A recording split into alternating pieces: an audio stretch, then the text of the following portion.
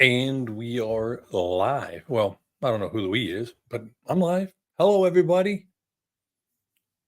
How we doing? Just got off of Robin Herons, the carnivorous grandma, and I thought, hey, maybe I'll jump on here and do some live. And lo and behold, here we are. So I'm gonna tap dance here for a minute, and we'll see who jumps in. I wonder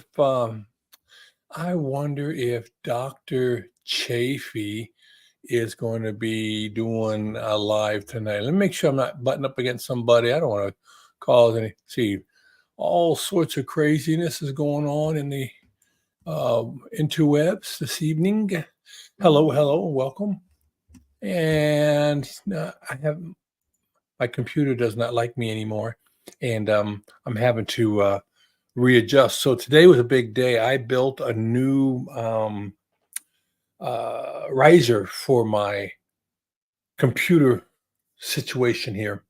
And the old one is over here. I'll show it a little bit later, but I wanted to replace it because I needed more real estate. I went out there and did something silly. I got a job. Yeah, I know, huh? I was all retired and liking retirement. Hey, there you are. Hi, Robin. I'm sorry I got in so late to your show there. I was out earlier and I didn't see anybody doing anything, so I puttered around, watched a bunch of shorts, and then I went ahead and checked, and boom, there you are. And I was like, oh man, bummer. I came in too late, so I'm gonna post. What I'm gonna do, I'm gonna post the link right there. Boom. If you want to come in, go ahead, hit that link, and I'll bring you in. I'm not afraid. I'm not afraid. So yeah, so today I was in construction mode, building stuff. And nothing great, nothing super fancy or anything, but I wanted a riser for my desk because my desk didn't have enough room. I had built a riser. Let me grab it real quick. I had built a riser. Here it goes. I built it kind of heavy. I used 2x10s, and I just put this up. But my problem with this is that the space in between right here, I measured to be able to put my laptop underneath or to put my keyboard under, right? So that's my desktop, right? Well, I didn't take into account the turn of the power cord, the radius. And so I had everything, kind of wonky. And if you look at it, it's not very wide, this top, right? And so my monitors, the feet would stick out off the thing, and I had it all jury-rigged. So I took this concept and I embiggened it. And instead of being a 2x10, I have a 1x16 that's 5 feet long with 2-foot bays and 2 shelves. Man, I'm cooking with gas now. But yeah, so that was today. I've had most of the materials for a couple of weeks, but today was the day I was going to do it because I'm batching it. I'm a geographical bachelor today. All right, you're driving right now. Okay, no worries. I get you. And I'll hit the lake as soon as I get back in about 20. Yeah, oh, you hit the live? Sure. Whatever. That all works for me. It all works for me. I'll be out here blah for a while. I appreciate you riding the waves for a while there because that always helps when there are people out there and they're doing something. But don't text and drive or do anything crazy. I get it and I appreciate it. And Robin, if you're still here, you can spam a 1. I want to show you something. Okay, I got my little bag of tricks here. See, actually, what it was these flex weights, right? I don't have them; they're long gone. But the bag was really nice. It was really nice. But what do I have in the magic bag? Yeah, my memorabilia bag, and here it is. The knives they use in Dune. This is one of them in the first Dune. You can see they tried to make it like a tooth of a worm. Now I have this knife because I was actually an extra in the first Dune, and I was a Fremen. Hot job. And the thing with this Chris knife that makes it kind of unique is it broke, and it was a set prop, and they made sure you didn't take things. But this one was broken, and I was special, very special. So I got to take this. So the rest of the handle is broken. And you can kind of see it's made out of plastic, and it's a movie prop. I mean, it's pretty pokey. I wouldn't want to get poked in. If I poked you in a soft spot, you're gonna get poked. But this is my Chris knife memorabilia from the first Dune movie with Sting in it, and directed by the guy who did the Elephant Man. And yeah, we were talking there with Darth Carnivore Darth, and you're talking about liking sci-fi, and I mentioned something about I love sci-fi. I've read a lot of, but I'm old school sci-fi. What do they call it? Like a space opera. And so Isaac Asimov did the Foundation series. Wrote one, wrote another. And I was reading Mr. Asimov's forward to one of the last ones I had read, and he wrote those and gave them, submitted them, and they picked them up, and then nothing really happened. Kind of worked, did okay. And then finally, when they got put into a hardback book and bound together as the Foundation trilogy, it really took off. So he wrote more follow on to the Foundation trilogy. Turns out, I want to say Doubleday. I could be wrong, but it turns out that they wanted another book later, and they wanted it to be twice as long as the longest one he'd written previously. And I got to be honest with you, it was some work slogging through. You can see where he was using lots of extra adjectives to really fill the space.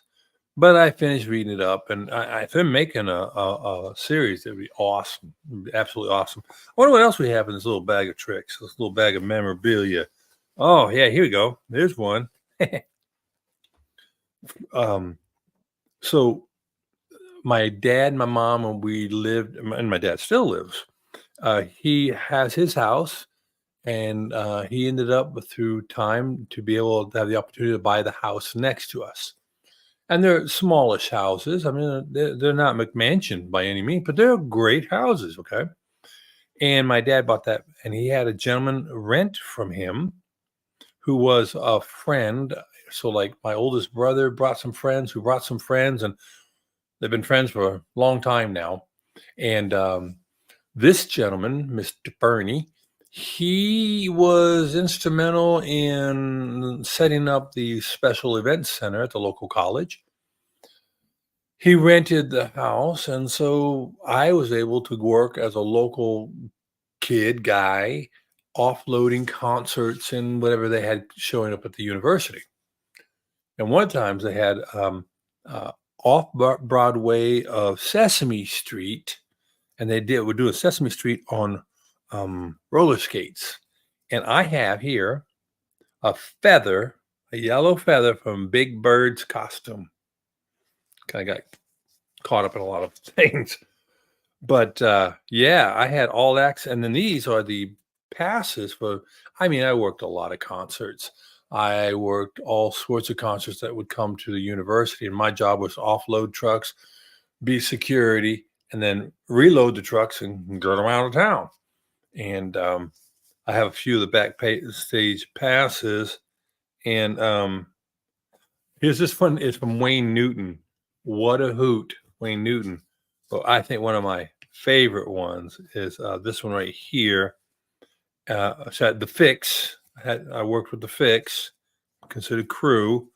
And then I did another one, and it was with a backstage pass for Stevie Ray Vaughan. It was really a good time. But I did so many more. I can't. Lots of Willie Nelson and people like that.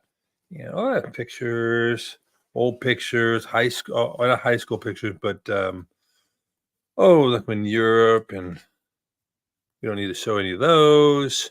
I think I have a lot of my driver's licenses. I just don't throw things away. I'm a pack rat, much to my wife's chagrin. The good old chagrin. Oh, more military memorabilia. All the uniform stuff and the things you have to put on your uniform, and then lots of pins and stripes, and you spend enough time in the military, you end up with all sorts of stuff. Let's see what I have here. I don't think you can see it really well. I have to get my glasses on here. What do we have here? Yeah, I don't know if you're going to be able to see it, but this is a pin I had to wear for when I was going to a certain school. I don't know if you'll be able to see it. See it there? Yeah, it is the Aladdin Beauty College. And I'll leave that right there. Obviously, I didn't graduate with being beautiful. They sent me to college to be beautiful, and I didn't learn how to be beautiful. And I think maybe that's why I went to the military. Yeah, what's this? This is a firearms qualification card. Pins for 1st Armored Division when I used to support them. Just so many things. Lots of old stuff. And over the years, a lot of things that I've collected or had collected or was trying to collect, I didn't get to keep because moving, and in my youth, I thought I could trust people, and somebody was supposed to mail me a box of what do you call it? Photographs and extra papers, and I'm sure they just took my money, threw the box out. I never got it. The Pigskin Bowl, 1973, 1974. When I was stationed over in Germany as a kid. But let's see what else. How are y'all doing? Anybody wants to comment? Feel free to comment. Break in, say something. I don't know. Don't know what's grabbing people on a Saturday night. Today, I think maybe part of what I'm doing tonight. There's nostalgia, this trip down memory lane. I went to a funeral today, and yeah, lover boy pin. Why do I have a lover boy pin? I got some pins I don't know. I didn't realize I had. Not necessarily what an old man should have for a pen. This is a little trophy. In Germany, they do walks, the Volksmarches, and this is the Volksmarch. Where did I go for this Volksmarch? Oh, Bergland, 1974. Yeah. Isn't it great? In Germany, they have nationalized and made it a sporting event to go walking. You go walking through the villages and the countryside, and you can pay for different types of memorabilia for the walk. And my parents did the whole big thing going, getting those medals, right? And I have a couple of them. It was very fun. And along the way in the walk, you would drop stuff. No, you could get a beer. You could get a bratwurst. You could do all sorts of things, and it was a lot of fun. I found it. This is one. That guy Fernie, who was the neighbor next door, he gave me. Oh no, I worked. Yeah, this is when I worked. Tom Petty and the Heartbreakers, and this is Long After Dark tour, right in 1983. Still remember that, and oh my gosh. You know how sometimes you only have a brief interaction with a person, and maybe we shouldn't judge a person on the first time you meet them. You know what I mean? Does that make any sense? You shouldn't judge a person. Well, I'll try not to do that, and I'll fail miserably. So I just want to let you know, I realize I'm failing here, but we were set up the concert. These concerts cost big money, and the artists make big money from them. So there's a lot of contracts, and there's a contract in place as usual for the way the stage was going to get set up. Oh, my dogs are going to come in and play with us for a while here. Y'all be good now. Don't be coming over here bothering me. You want to say hello to anybody? Okay. All right. Dogs want to say hi. Who's gonna come first? Oh, it's Tinker. Hi, Tinker Doodle. You want to say hi to anybody? No. Tinker doesn't want to say hi. Tinker is kind of she has like ADHD. She won't look people. Look, she won't even look me in the eye. You gonna look me in the eye? No. You gonna look the camera in the eye? No. She is a Australian Shepherd and Blue Heeler mix. She is 9 years old and she likes long runs on the beach. No, she loves to run. She's a working dog. She's a good dog. She's real smart too. Well, how smart are you? You won't look at me, will you? No? You didn't think you were going to be on camera, did you? Mm-hmm. Okay, we'll put her down. And then her sister, come here, baby. Come on, baby. Oh, this is baby. And nobody puts baby in the corner. This is baby. Say hi, everybody. Hi, everybody. My name's Baby. What are you doing? So Baby is the alpha of the two, and she is sweet. She's got the markings. She got some of the Blue Heeler markings, but the Australian Shepherd really came out strong. She's strong with the Shepherd. This one is. Yes, she is. Your little baby here. She with the runt. Oh, she is a love sponge. This one here is a love sponge.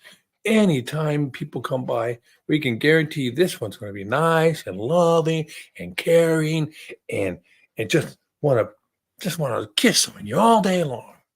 Don't you? You do. Sister, get a little more high flight. Now, you two get along. Go on, get out, get.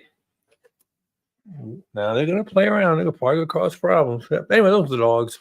And I know this is a carnivore channel, and you're like, what is all this stuff? Like I said, I had that blast from the past thing today, and I was talking about Tom Petty. So we set up Tom Petty's stage the way he asked us to set it up. We did. And he came in and he goes, I don't like it. I want this down. Da, da, da, da, da, da. And we had to do so much work at the last minute. It was really, really inconvenient. You know, we get up and we get there at 5 a.m. and ready for the truck. And the truck, we have to deconstruct the basketball court, put all the stage stuff out, the local stage stuff. And then they get there, and then we have to do all this stuff and pull out the equipment and set the equipment up, which involves the great big chain motors that go up, 70, 80 feet in the air, and the girders, and then they pick up the lights, and for him, they pick up the really big speaker assemblies, right? And he didn't like the stage. He wanted reconfigured because he wanted more of a runway into the crowd and back out. And we had to, and then after we get everything set up and they do all the sound checks and the soundboard is put up, everybody's ready to go. In comes Tom. Oh, hello, little tiny Tom. No, I don't like it. I don't like that. I want it like this. Not like that. I want it like this. Not like that. And so we have to oblige him. But to oblige him, all the hundreds of chairs we hand put down on the floor, we have to pick them up and scoot them back and make room, right? We have to deconstruct part of the stage, get some more stage stuff out, get things out of the way so we get more pieces out. And then we have to drop the speakers, and then we have to drop them all the way down, drop the chain motors, get the riggers back up there. I'm not a rigger. Climb up there, redo everything. And the venue was open and they were selling T-shirts, right? When we finished the last chair, my back was breaking. It hurt so bad. So I didn't really have a fond memory of Tom Petty. But this right here was October 20th, backstage, and I wasn't working. You can see it has a little bit of Big Bird's feathers on it. But this was with Stevie Ray Vaughan. Yeah, that was a really good time. Great stories there. Great stories there. But yeah, so one of the many things I did when I was busy failing college and busy trying to do 100 different things and doing theater and doing movies that were filmed locally, like Dune, and another one with a guy y'all know, Kevin Costner, and some other European movie. And finding out that I'm not really that great an actor, and I wasn't going to make money, and I went delayed enlistment to the Air Force, and that's the rest of the story. No, so they're very cool things to do. Nice to be able to pull them out of the bag every once in a while and take a look at them, and brush it off and go, wow, yeah, I did that a long time ago. Like I said, today we had a celebration of life for one of the members of our church, somebody that my wife was deeply involved with in the final months and weeks and days, literally days and hours of her life. And we had that celebration of life today, and it was a tough thing to deal with. So yeah, maybe I am being a little bit melancholy and looking back and making sure that I appreciate all the opportunities I've had, which brings us into some of the carnivore talk. Some of the carnivore speak is about why would you work so hard and change so much of what you're doing in your life, right? Things you've done maybe for a long time in your life. Why would you do anything like that predicated on, the amount of effort it takes and how much it's not fun, And well, I can't say it's not fun, but it's hard, right? Well, you do it so you get healthy, so you don't end up um, leaving sooner than you really had hoped to. I mean, I hope to get to a point in my life and that where I was okay, I'm done, and not because I'm sick and I'm tired and I want to go home. That's what this lady told my wife, earlier this week. She said, I want to go home. I know what I'm doing. I know where I'm going. I want to go home. And that's hard. Well, I don't want to be that way. Matter of fact, I don't want to be that way because right now my wife is, well, not right now, but tomorrow she's going to be coming back with our oldest granddaughter, and we're going to get to spend a week together. That's going to be so much fun. And so we do things to get healthy when we realize that you're not healthy. And I have a question for any of y'all out there. Are any of you all out there unaware of your health? I mean, truly and deeply in your heart, are you unaware of your health? And I don't think you'd be channel surfing through YouTube if you were thinking, "Hey, I'm totally healthy and everything about me is good and I'm not worried about anything." C'est la vie. I think you're probably here because you said to yourself, "Gosh, I'm tired of some aspect." Whether it's tired of your belly hurting because it's always chafing in your belt, tired of having to buy certain clothes so you can, you know, use magic to change uh, your appearance. I'm wearing minimizing black. See, you don't know how big I am because I wear black, right? No. Uh, I think all of us know pretty much that something is probably awry or not right, and we want to change it. So that brings us eventually into the carnivore space. This week, I was listening to a young lady who was interviewed by, I want to say she was interviewed by Dave Mack. I could be wrong about that. I mean, I'm wrong. No, I am wrong. It was Adam. It was Adam that was doing it. And I'm going to look it up because um, I'd like to have the backup here so I can see my history. But she was talking about how I want to say she's Austrian by she's Austrian by birth. I don't know if she's living in Germany. She goes by Ivy Wolf Carnivore, so IVYWLF Carnivore, Ivy Wolf Carnivore, and she has MS. And she was talking about how she went through the whole Pantry. Hello there, Lisa. How are you? Welcome back. Hope you don't mind jumping up and seeing this live here. I was on the Carnivorous Grandma's channel watching, and when she got done, I said, I'll try it. Why not? I don't see Dr. Chafee out there yet. I don't know if he's going live tonight or not, but I thought, hey, I'd give it a go, right? So yeah, watching Ivy Wolf's I'm looking for my history, so pardon me while I try to figure out what I do here, because obviously I can't remember how I'm doing it.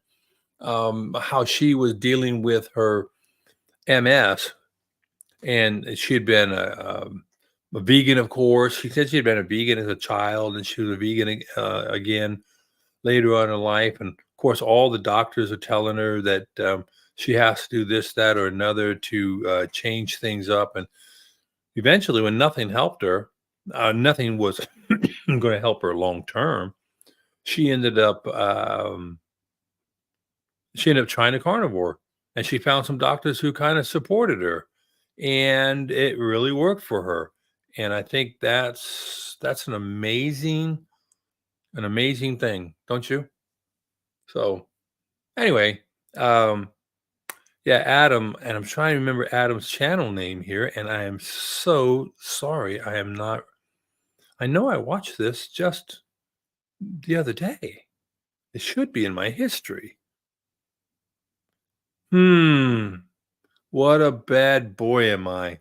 Well, I'm gonna have to look at this and not spend too much time. Oh, there it is. It was Carnivore Today. Duh. Carnivore. Thank you, Robin. Carnivore Today. Gosh. So, a lot of people know they're ill from one way. They know they want to change, and they end up trying the carnivore space. And you get in the carnivore space.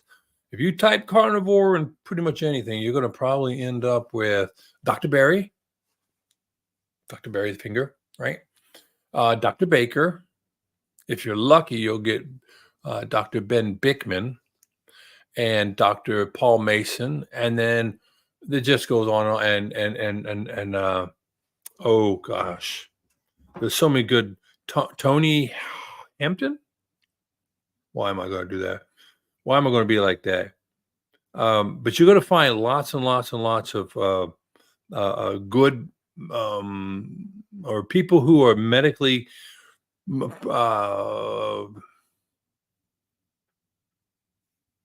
what's the word I'm looking for? Cat has my tongue. But they're qualified. Oh, there's Robin. Hey, all right, let me get Robin. I'm going to add Robin in. Ladies and gentlemen, the Carnivorous Grandma. Hello, Robin. Hey, everybody. Good to see you. Good to see you also. So I hope I didn't cause you to drive faster or quicker than you wanted to. No, I just went to go pick up a couple of my grandkids. They wanted to spend the night, go to church in the morning. Yes, Oh. yes. The wife is bringing one grandchild back. Nice. And she'll go to church tomorrow, get on the road, drive down. And it was so wonderful. About a month and a half ago, I got a chance to baptize her. Oh, that's awesome. Oh, it was I remember I loved getting the call or the text saying, hey, Dad, would you be interested in? And I was like, yeah. It's quite wonderful. But anyhow, good to see you here. And we'll have to do a show one time, and I'll let you do all the interview and everything. But hey, here it is. This is the Chris knife I'm talking about. Oh my gosh, that's so crazy. I was saying earlier, it's broken, and that's why it was allowed off the set, I think. Okay. And they liked me, but it had a little piece more. But you carry it like this, and I was a Fremen, Yes. And oh my gosh, I can't wait to tell my husband that I met. Oh yeah, was in the Dune movie. We love the Dune movies. They're incredible. I can't say I really liked that one because I did the Baron Harkonnen so nasty, Oh, nasty. Yeah. So nasty. Yeah. That was pretty gross. Yeah, it was. And they're just nasty people. Yes, they are. They are. But I hate to say it and I won't go too far into it, but it kind of reminds me of politics today. Oh my God. Yeah. nasty stuff. Yes, and I was a politician, and so that Oh, was yeah, that's really hard for me to say. I was a state senator for a while, oh, and I know that. See, yeah, yeah, the show so we can talk and I can learn all about you. okay, okay. Well, I'll try not to reveal everything. No, I already have in multiple things, but I can't keep a job. I'm not afraid to try new things, Yeah, that kind of thing. I love it. That's So how's you going to be going to church? How's Saturday for you? so far so good. I went to go visit my dad today. Mm, Yeah, so my dad lives a couple hours away from us, so I don't get to okay. see him often. My mom lives like 7 minutes from my house. Oh, Yeah, so I see her all the time. We go to church together and stuff. So it had been a while since I saw my dad, like probably 9 months or so. you So mind me asking how old he is? he is 77. Gosh, I'll be 62 next month. So, Uh-huh. but Yeah. yeah, I talked to my dad today too. I get a call from him every day. I'm Right. blessed by that. He's Hmm. 89. He'll be 90, Oh, and he gives me a quick contact every once in a while. Oh, not every day. And then he yeah. he has a list. He goes down his list, and he's an engineer. He's a very list-driven person. Oh, Gotta yeah. call Scotty. Gotta call this one. Gotta call Oh, that one. good. Good for him. Yeah. Yeah, Awesome. yeah. Yeah, so it's great seeing them, my dad and my stepmom, and just hanging out with them for a few hours. I took them some food. Always appreciated. Yes, yep, cooked them some food. And so he used to always cook for us, like whenever we would visit, he would cook a meal. And I was like, you don't have to cook anything, Dad. I'm gonna bring I'm gonna bring the whole meal. Don't worry about it. Well, now what'd you cook them? I made him pot roast and gravy, and then they had rice and green beans. Mm. They had that for lunch. Well, hey, that's good. I mean, other than the rice, the green beans, but hey, we can't all have something. Hey, I just heard someone ring the bell. I'm not sophisticated enough to have all sorts of. Wait, I do have bells. Let's see if I have bells here. I have. Hold on. No, but I can do nothing. Okay, I have an alarm. Okay. I'm gonna add Brad in there. Hey, Hey, brother. Brett. Hey, Good to see this is you. what happens when you post a StreamYard link in your chat. Yes. Right. Somebody will just show up unexpectedly and Hey, that's why I do I'm it. here. I mean, How are you you've been guys? involved. You've been involved in one of these free for alls before, Brad. This is all about a safe place and space for people to come and talk about whatever. We don't have to have an agenda or anything Right? like that. Matter of fact, this is the first place where Lindy did a public appearance. Oh, that's Oh, amazing. I just quite interviewed the thing. Kate. She's awesome. I love her so much. Yes. Yeah. Yeah, I Her got to story- meet her. And Robin, you got to meet her too. Yes. At Heck Your Health. Hmm. You So know, So you jealous. guys, Brett made steaks for us. Hmm. Oh my God. So Mm. good. I'm still like remembering the taste of those steaks. They were so good. Steaks and burgers. We appreciate yeah. you. Did you dry brine them? No, we just had them in the fridge, pulled them out, threw them on the grill. And for the most part, we didn't even really season them very much. They were good. They just got a nice little smoke on Ashley's Traeger grill that he brought down, and then we went out and bought a little charcoal grill so we could charcoal grill some steaks too. We just made them on that. Great. I mean, And it doesn't have to be. It doesn't have to be difficult. Right. no, you just have to not burn them and cook them when you get it to just that right internal temperature and pull it off and then let it rest. Put a little salt, a little butter, and then it's just Just fabulous. Now tell me, how much of a memorable meal is it the company? Well, yeah, that's a big part of it. Being, Right. being with the Healing Humanity crew was fabulous. I mean, most of them were not there when we were there.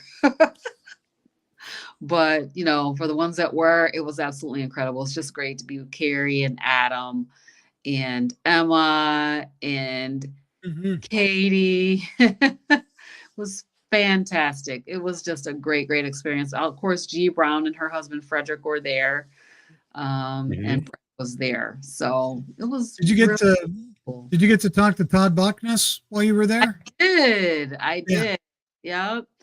Briefly, he was not there at the house when we came, but I saw him at Hack Your Health. Oh, So okay, good. to talk to him there. And then of course at the dinner, at the big was it Fogo? No, it wasn't Fogo de Chao. It was another place that we went for the big meat fest. Yeah, it was a place like that. One of Yeah. those Mongolian, or not Mongolian, one of those Brazilian Brazilian steakhouse. house, yeah. They bring the meat around and cut So it up for everybody. yeah, it was Yeah, it yeah. was fantastic. Yeah, Todd's really cool. Lindy, everybody is just so cool. It's really, really awesome to meet folks in person. I love it. Yeah, And Lindy's I was daughter was great. oh, Mhm. She was and really she was nice. quite good at decorating and setting tables and to put in the finishing touches. I noticed that. I binge watched all and lived vicariously through many of your videos, right? And I was super surprised at Bella, how tall she is. Yes, she's tall. Yeah. Right. She is tall. They And say then she's 5'10", but I think she's taller than that. But heels, brother, heels. yeah, she had some heels on. She Uh-huh. was wearing like cowboy boots that had some heels. But yeah, I was like looking up at her a lot. Dr. Chafee's tall too. Yep. Yep. Um, and um, Dr. Baker. Dr. Tall. Baker, yeah, he's pretty tall. Second. I would have loved to have been in a picture with the two of them because I'm about 6'5", or I'm a little over 6'5", you know what I mean? And like that would have been pretty interesting. But I weigh more than Dr. Baker, so I don't know if Carrie and them would have been able to pick me up. But you'd probably have to have an EMT on site. Oh my God. Hilarious. So that was awesome. I'd like to say, and in my heart, I was like, I want to go next year, Oh yeah. but I don't know what next year holds. I didn't plan on going back into the workforce like I did, and so here I am, and that puts a real cramp on my retirement schedule. I'll tell you that much. But Ah. I heard you. I was driving, but I heard you saying that you went back to work. What's up with that? well, in full disclosure and honesty, I don't think retirement is all that they cracked it up to be. Mm, Right? I mean, I'm blessed. I'm okay to be able to pay my bills and put food on the table, and I can do retirement. But one of the big challenges in retirement for all y'all people getting ready to retire, thinking about it, I want you to do this in your relationships.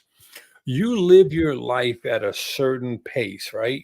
And if you have a wife and you have kids and you divide that pie up and you're able to live your life. So that life you live with your partner, right, has a certain pressure. Like, you're trying to put 10 pounds of sausage in a 5-pound sleeve, right? Because you're trying to cram in your relationship time, morning, late at night, some on the weekends. Kids get older, kids move.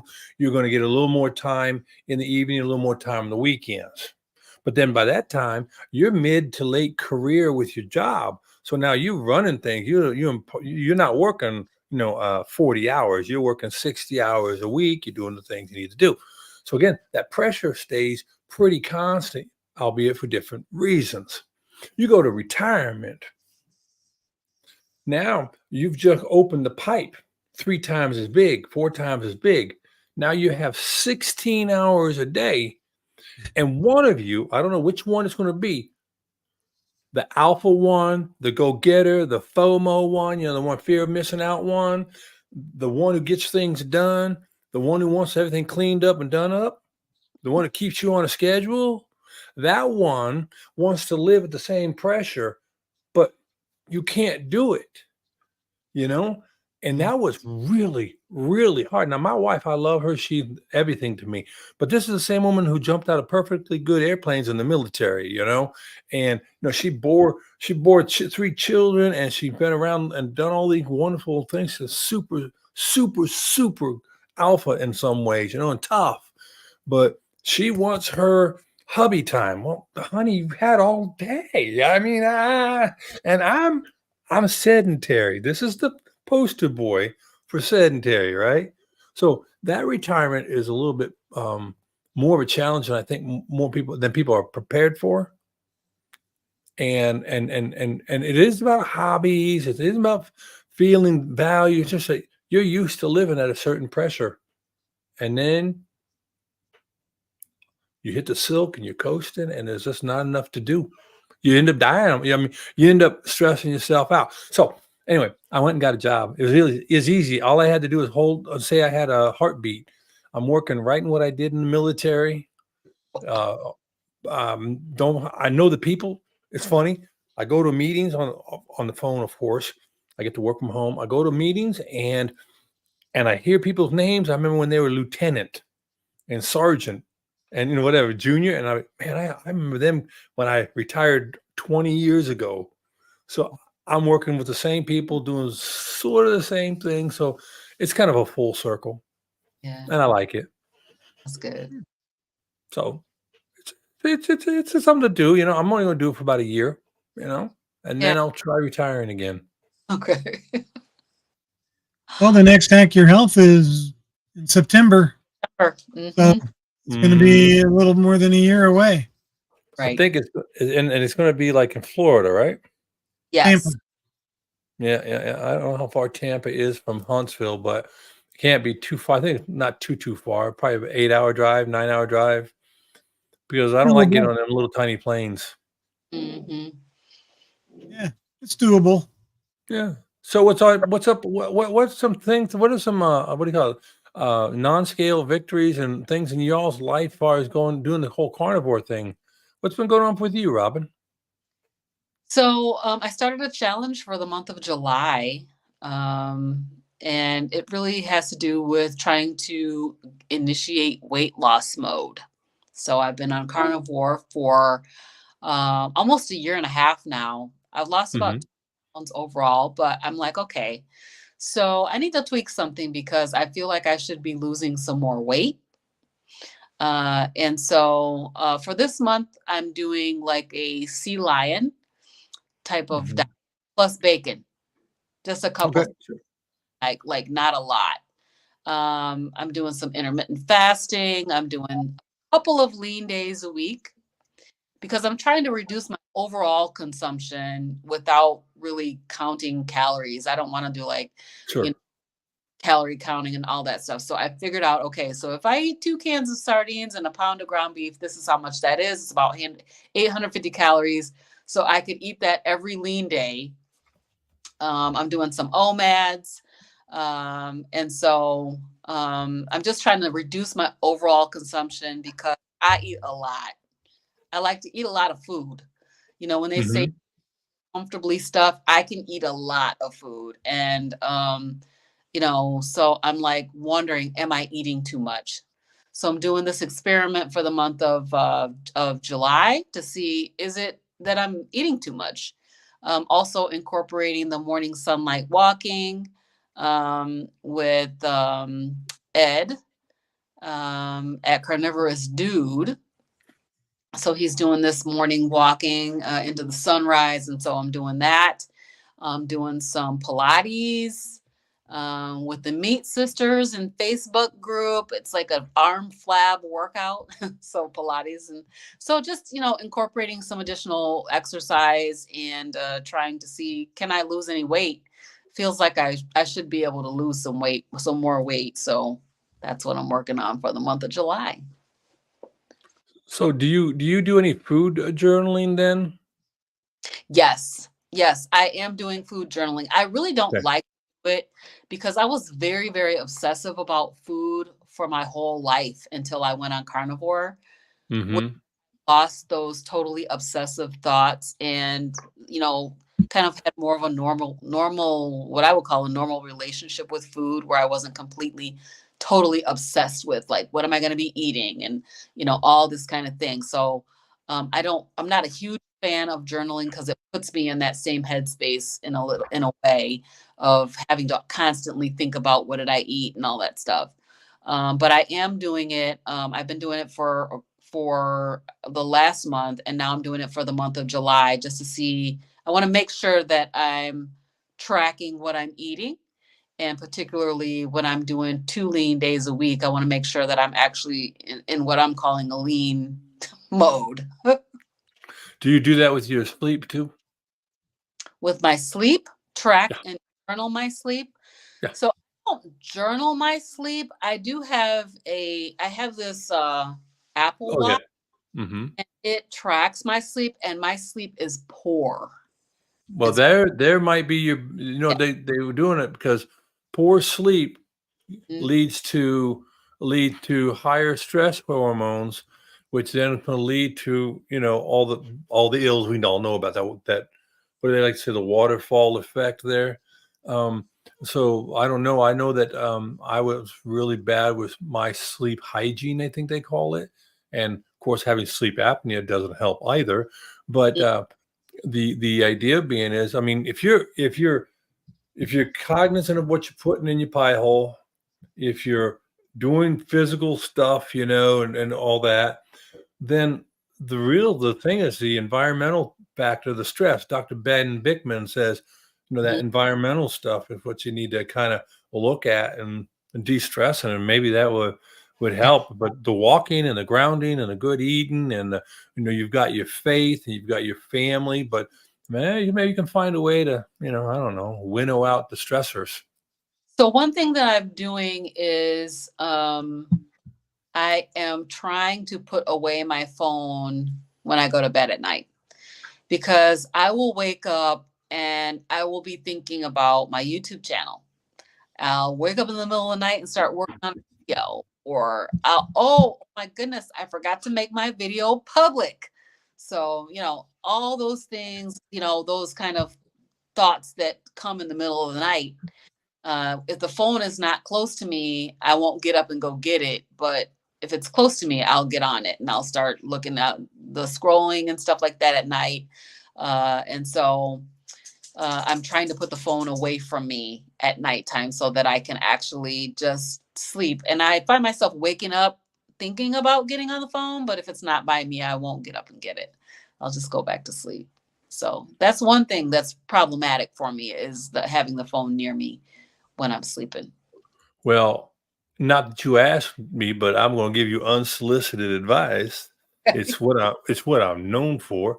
Um, no, I was thinking about make a checklist Mm, about your website and everything, and then at 7 o'clock at night, or pick a time, 8 o'clock at night, go down your checklist. Did I publish? Did I respond? If you make a little 5-point checklist, and then mm, if you can sit there, I did it, and then put a thing by the bed to say I've done it. You can in not just emotionally, but that intellectual part and the part that wants to be a great YouTuber, right?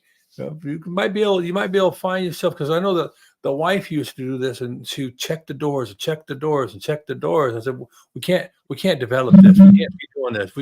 I've got guns, we've got dogs, and I check the doors. But let's go to bed. Let's get some sleep." mhm. So I don't know. How about you, Brett?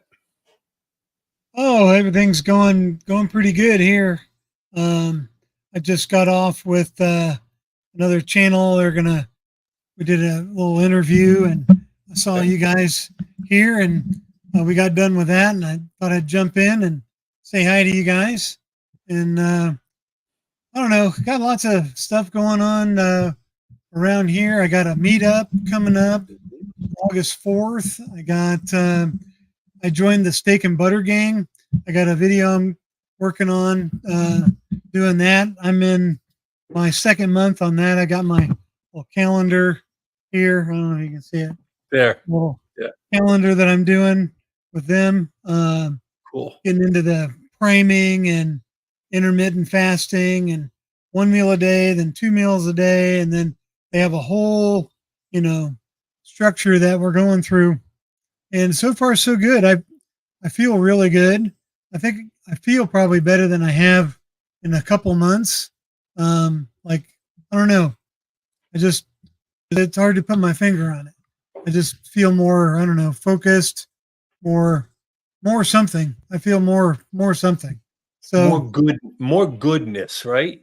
I mean, yeah, I I guess was that's a thinking way. about that earlier. I was talking, maybe you heard me, Robin, but I was saying something to the effect of all of us who come across this space. I don't know why you're here. I don't know what brought you here to Carnivore, but we all know somewhere or another that our degree of goodness isn't where we want it to be, whether it's a physical thing or some medical condition, right? So I think we're all capable of understanding that we don't feel good. We don't feel right. What we're going to do, how we're going to do it. Can I stay? I was talking to a physical therapist today. And when I'm around people who are in the medical field, and Johnny, if you're still here, you might understand this. You tend to want to use your knowledge, So I'm talking anatomy and physiology about things, about shoulders and whatever else. And I said, see, I know all this stuff. It's all in the head. And my heart wants it, but the connection is broken, and that idea about the success you're looking for will be found in the work you're not doing, right? And so it goes like this. We know we're sick. Say that one more time. The success you're looking for will be found in the work you're avoiding or not doing. That's deep. Mm-hmm. That's I didn't come up with that. Don't quote me as being the one, but I really like that one because there are times when I sit there and go, I don't want to do it. I'm not going to do it. And like the other night before last, I was prowling around the house.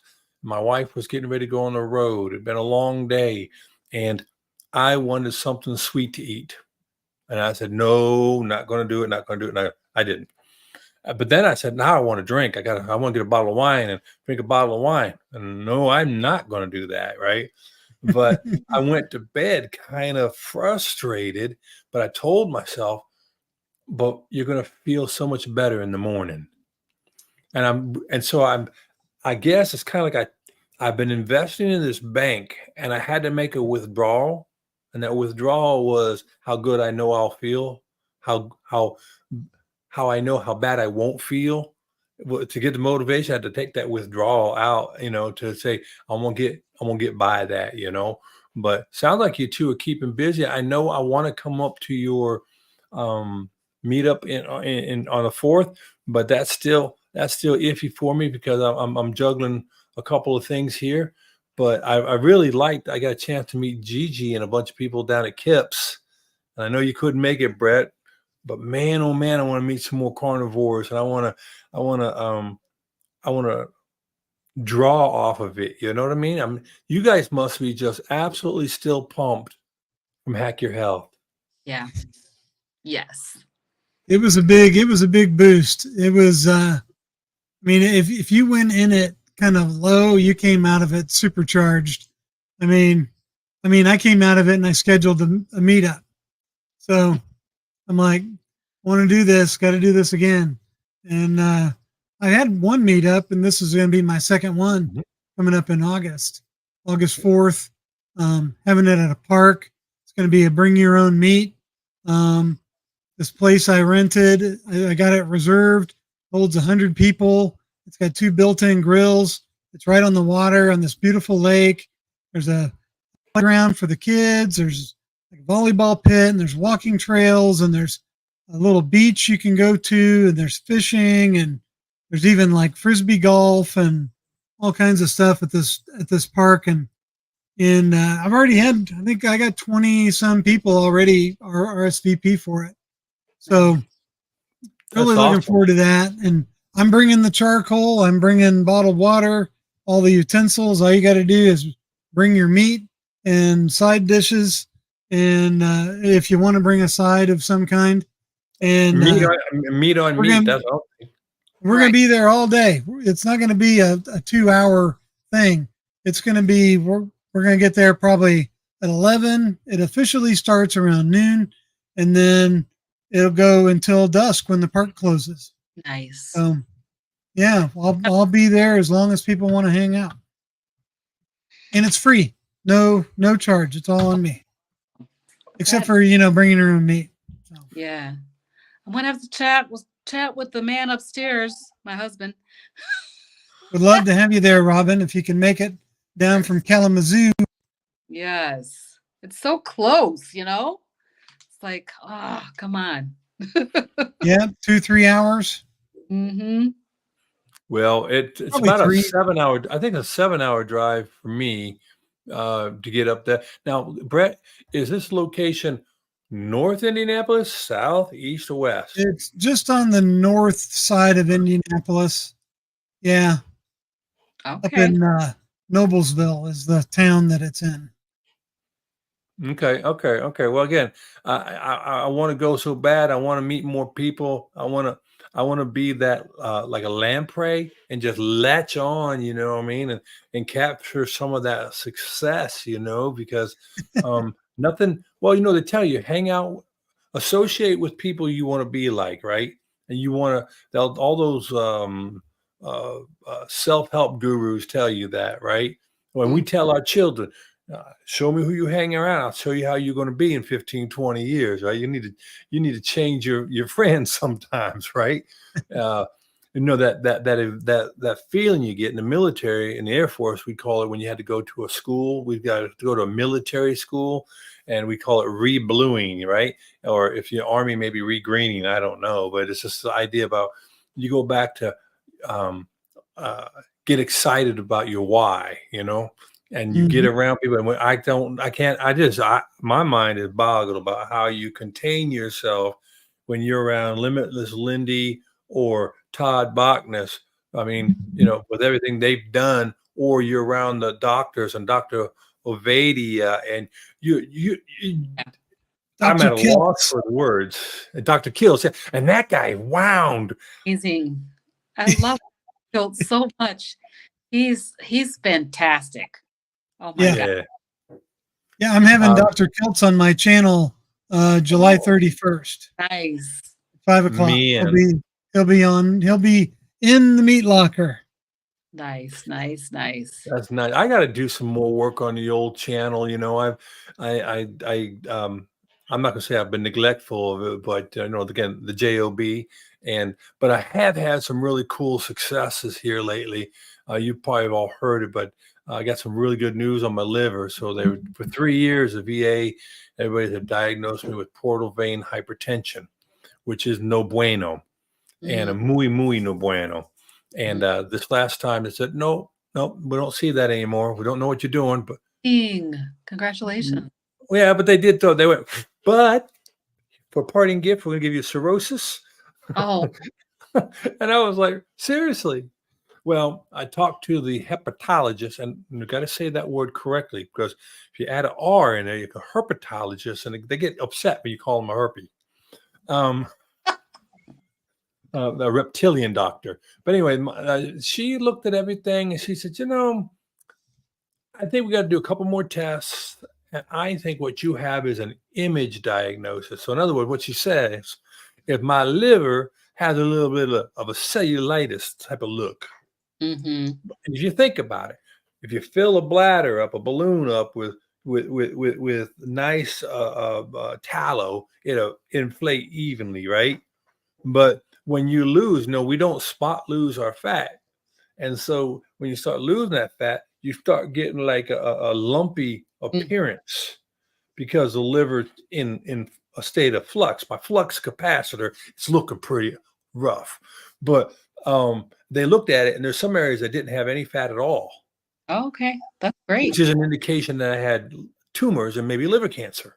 So they took more blood, did more things, and no, you don't have no liver cancer. You don't have liver tumors. You just have a splotchy liver.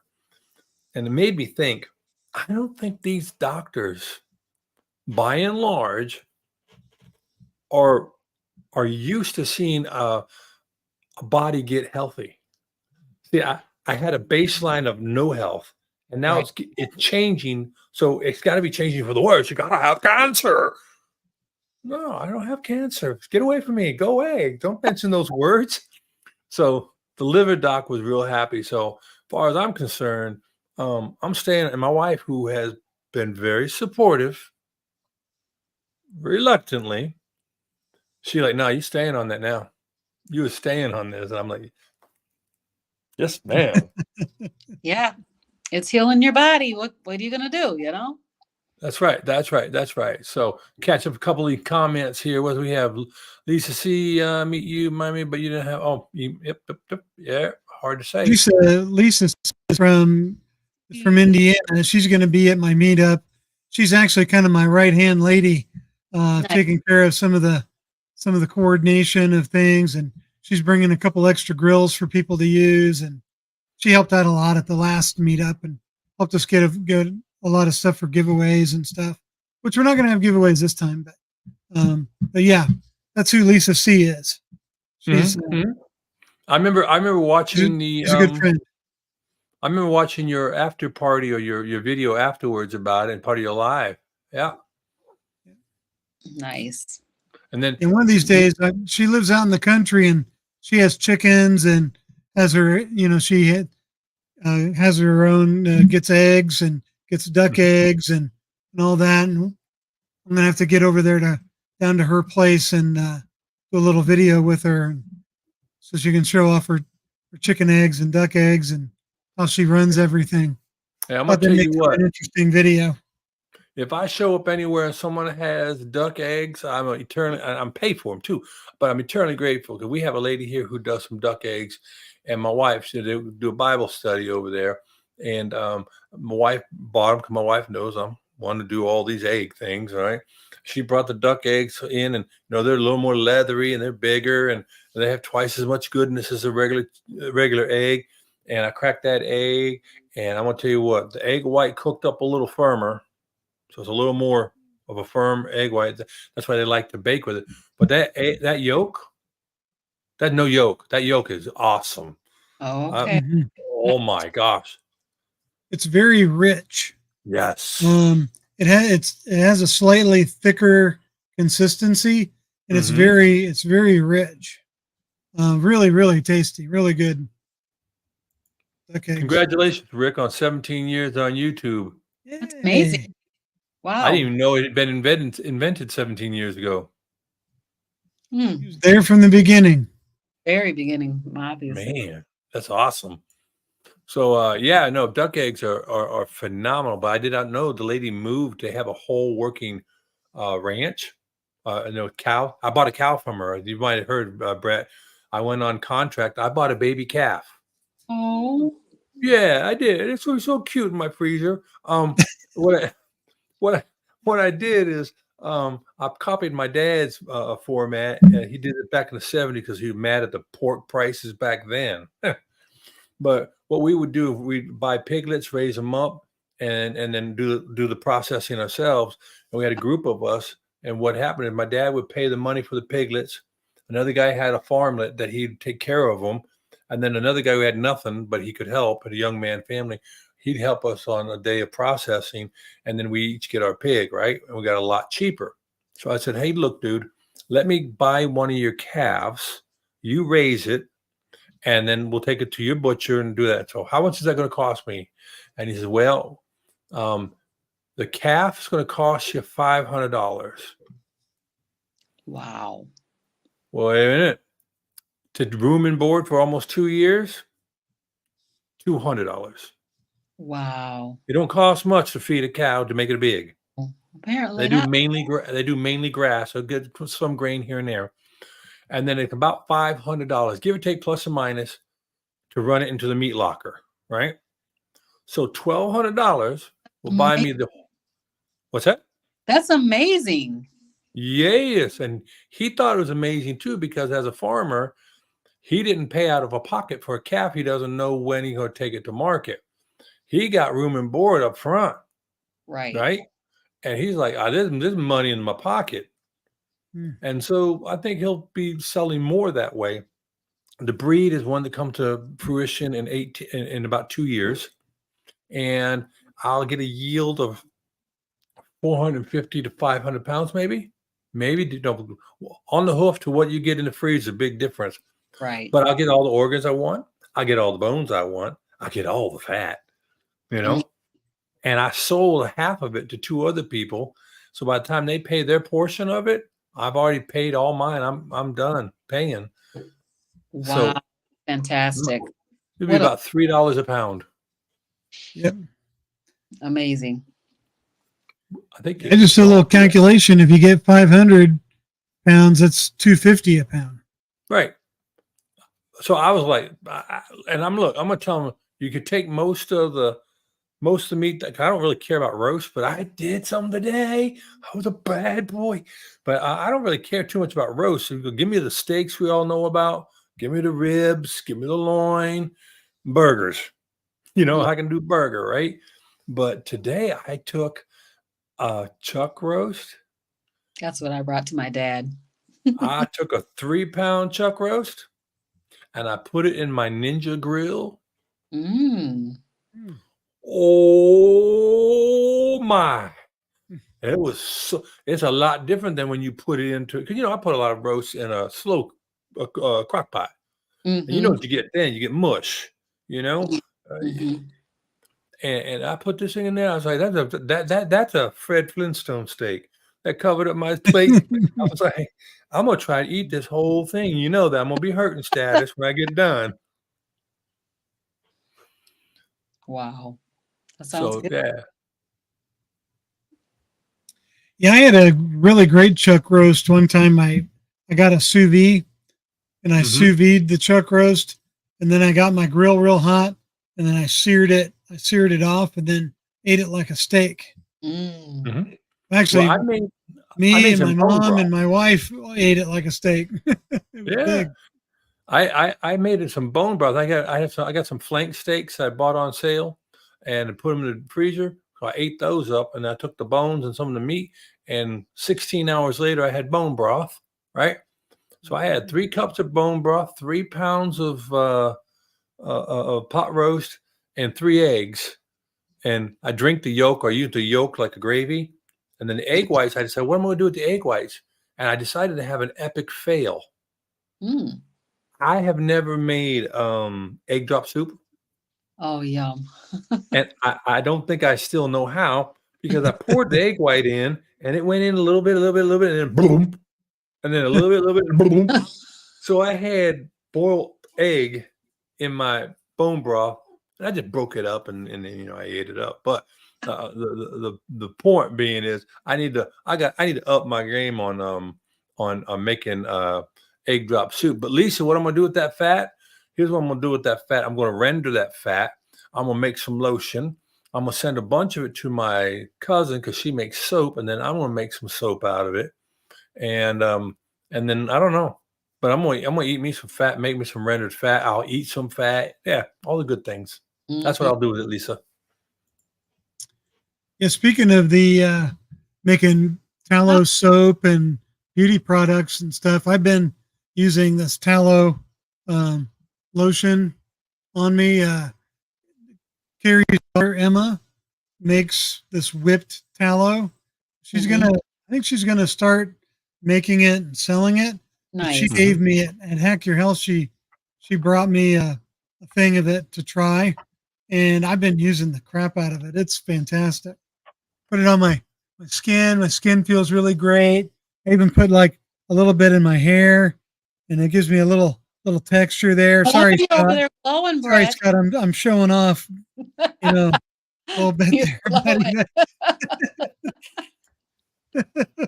Nice. But yeah, man, it just the tallow lotion, skin cream, man, it just makes my skin feel great.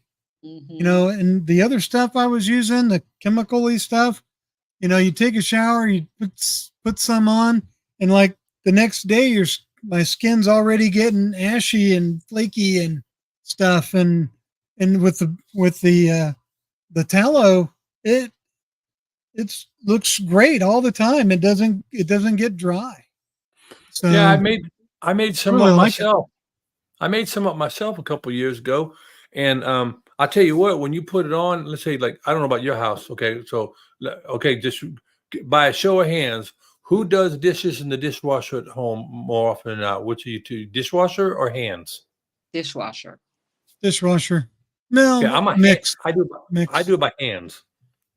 I love washing dishes. It's almost like a thing. And so I made some of this lotion. I put on my hands. And I don't care. I don't care if my hands are not pretty or not soft. I don't care. But uh, I put some lotion on my hands because I'm making it for some coworkers and I want to make sure it was working. And then I end up washing dishes. I can't get wet. I mean, I don't know if that's with you, Brett, but if you put that lotion on your hand, that tallow lotion or tallow or whatever, the water just beads up. It's like you've got that stuff you put on your windshield. It's Rain-X on your body, you know? Yes, Yep. indeed. Good Yeah, stuff. it just kind of beads up and comes right off. At least at first it does. Good. I'm glad you cleared up the location there, Brett. But yeah, no, Yeah. I think there's a lot of things that we use so many chemicals around us. I was watching something about a Congress, and somebody was up in front of Congress asking these congressmen they want to get rid of plastic, and the congressman said, "Okay, so when you say you want to get rid of the plastic industry, that cup you're drinking out of made out of plastic. Them shoes you wear are made out of plastic. The makeup you do, and he went through this whole list to sit there and say." You just can't willy nilly say, I want to throw stuff out. But the flip side of that is how much of our life is just surrounded by plastics and surrounded by chemicals. And we wonder why everybody gets sick because it can't be all of everything. I think it's so much. I mean, we're attacked on so many fronts. Our Yeah. body is basically just saying, I, I give. Yep. Agreed. Giving up plastic would be pretty tough. But, if you look back in the 1930s, 1940s, there wasn't any plastic. Hmm. Everything was made out of metal or wood or leather or, some type of cloth. I mean, we had Bakelite. That was the kind of the first plastic, but they lived life with no plastic. Yeah. But an interesting aspect, something that was triggered in my brain about 2 months ago, as I looked into the microplastics thing, and they say, "Oh, we're seeing microplastic in testicles and men, and we're seeing microplastics here, and the microplastics, 10 feet at the bottom of the sea, right?" And I got to thinking to myself, what is a microplastic?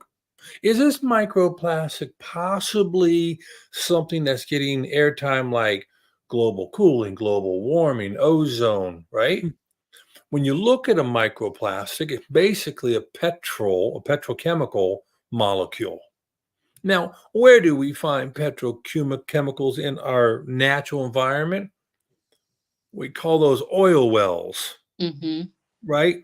So my question becomes partially, um, that we need to do the same research on this that we do for carnivorous things, looking at medicines and looking at the efficacy of medicines and, doses they have a measurement when you look at statins and you can look in the very back and it says, how many doses do you have to have if we have a positive outcome?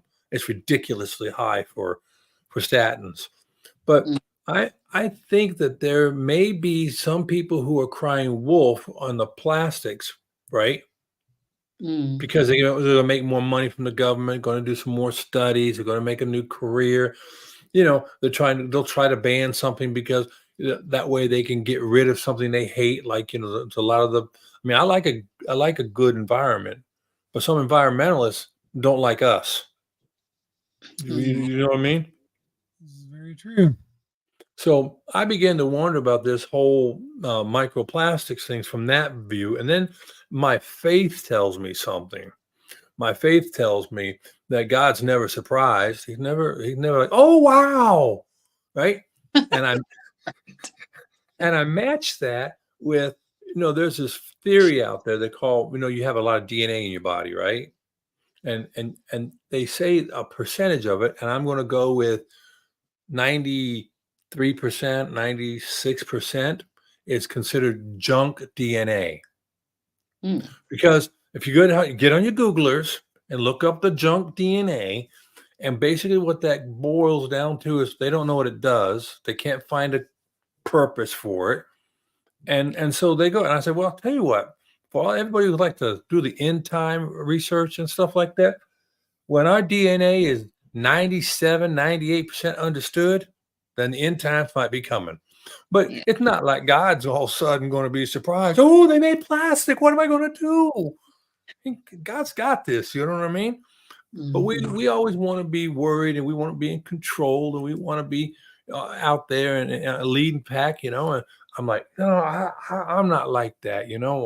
I don't think I have junk DNA. I just think God knows how badly we mess things up, so He has to build in redundancy. Yeah, right. Well, think about it. Look what we're doing. We eat poor for decades. We Uh-huh. do some really silly things for decades, and then we get better. Well, Yeah. why do you think that can happen? You Yeah. got a liver that can regenerate itself. Amazing. Other than parts of your eyes, some nerves, and parts of your kidneys, every part of you is not what you had when you were born. Right. Yeah. It's Mhm. so wonderful. It's so It's cool. an amazing machine. I was just telling my family that over the weekend. I Like, bet you were with your dad and everything. yeah. That's awesome. So what's ahead next week? What are you gonna do this week? What's big on your agenda for this week?